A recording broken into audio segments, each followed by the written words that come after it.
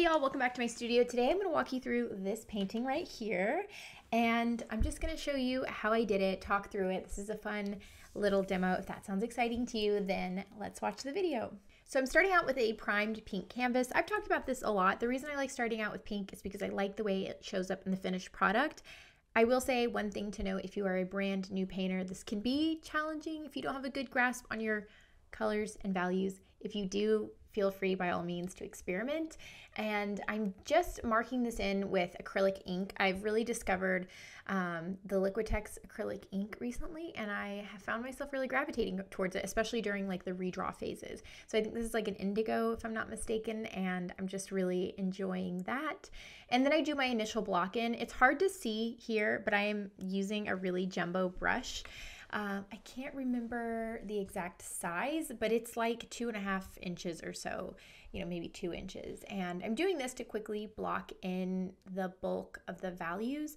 One thing, I know I mentioned this a lot in my videos. If you've followed a lot of my work, this is probably something you hear all the time, but I really like to think of this initial block in as not even part of the painting, but more of a very informed underpainting. The reason for that is I think it's easy to sort of overthink these initial forms that you're putting in, but I like to think of it as it's just enough information that after this drawing step that I'm doing right now, after this step, I'm able to really, for the first time, make good choices. It's hard to nail your value and your color when you're starting out with bright pink, or even if you're starting on white or gray or brown. And I feel like once you have the underpainting, even if it's not perfect, it's closer than the underpainting color, the like pink in this case.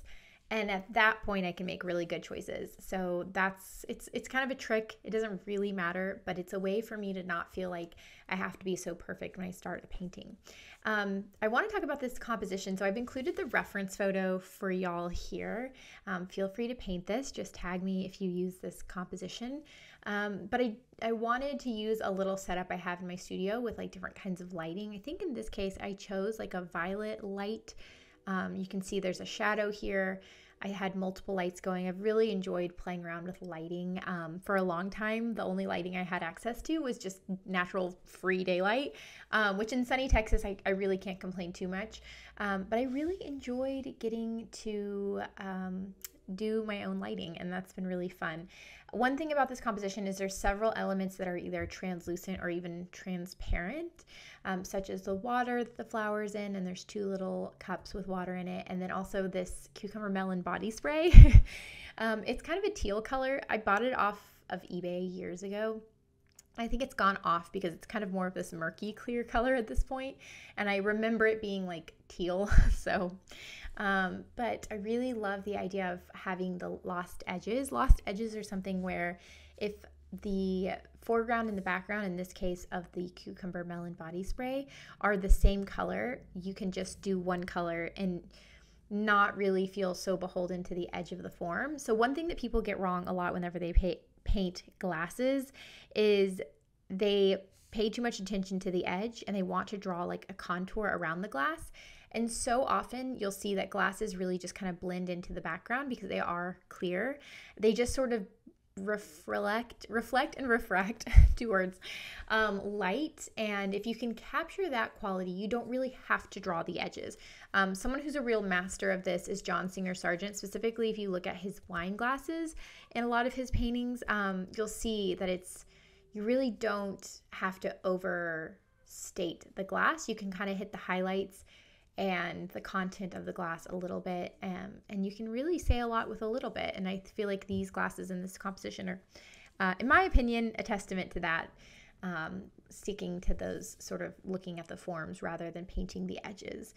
Here I'm starting to, I think, put in some of my highlights, although if I know me, this was only like a couple days ago, but I'm really trying to hold back from overstating the highlights. So I'm probably not doing all of them. I really struggled with these roses. I didn't want them to be the star of the show, and roses really are kind of showstoppers because they have so much lovely details and petaling.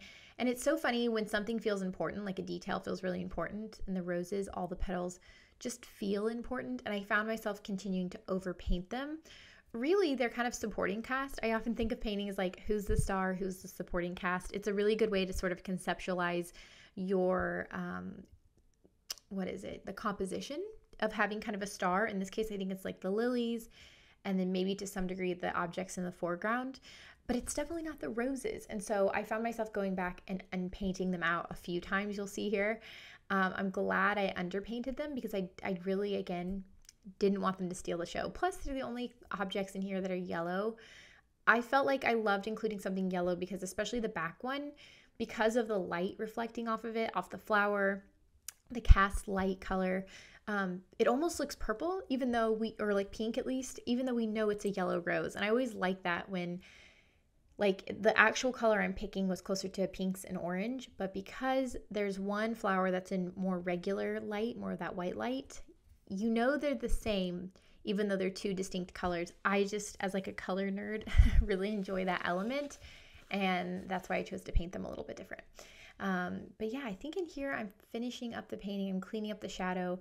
There's lots of really lovely cast shadow in this composition, and I wanted to see if I could capture that without overpainting the shadow. That's something I tend to do a little bit. It's kind of a stylistic choice, but it's also something that I want to be more in control of, which is why I'm doing this. All of my paintings, I like to think of them as practice. Like every once in a while I'll make a painting with the sole focus of practice in mind, and it'll turn out, you know, a little, I don't know, sometimes every once in a while you get one that's like better. It's like bigger than its station, but you don't often know until like days, months, if not years later.